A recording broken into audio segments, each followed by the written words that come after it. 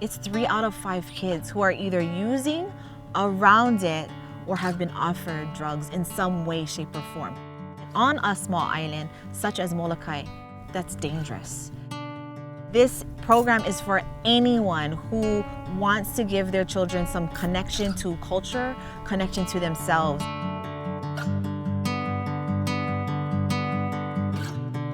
Puni has been in existence since 2006. It actually started with some of the kupuna, the elders here on Molokai, sharing their concern around drug abuse and even suicide.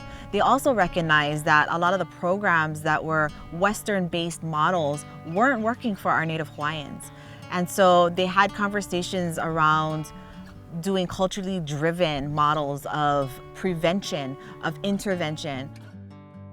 Puni also started with the University of Hawaii in the Department of Psychiatry with Susanna Helm. Her team first started researching and asking the children, the Opio of Molokai, what they needed.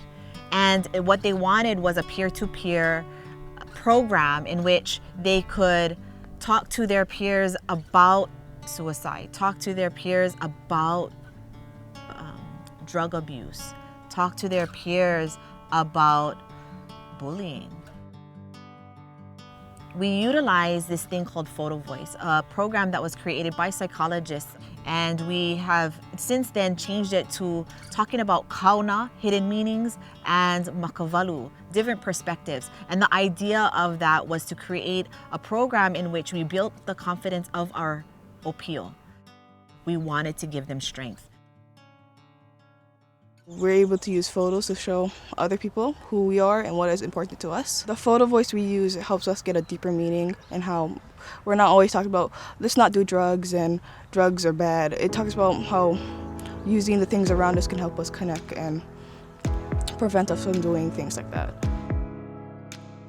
During the pandemic, it posed a huge barrier for us to continue Puni because we're a very connected program where we want to be with each other, where we need to be with each other.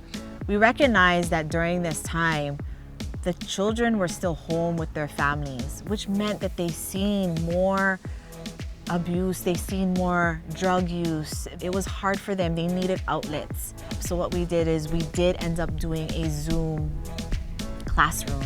And instead of huaka'i that took us out to the āina, we created virtual huaka'i, which worked very well. And the most powerful point, at least for me, was listening to their stories. They were vulnerable. They were willing to share things that they would not share with anybody else. And having a safe haven to do that in, a place where you don't get judged, just a place to process and think, you'd be astounded by just their intellect and their depth in the way they see life and their surroundings. Puni helps me know who I am as a person and who are important to me and the things around me that are important. It helps me realize that I am not alone and there's other people that struggle with things. Well, the thing that we want to have our kids attain is confidence. We want them to be leaders. We want them to be healers, and not healers just for themselves, but as examples to others and inspiration to others.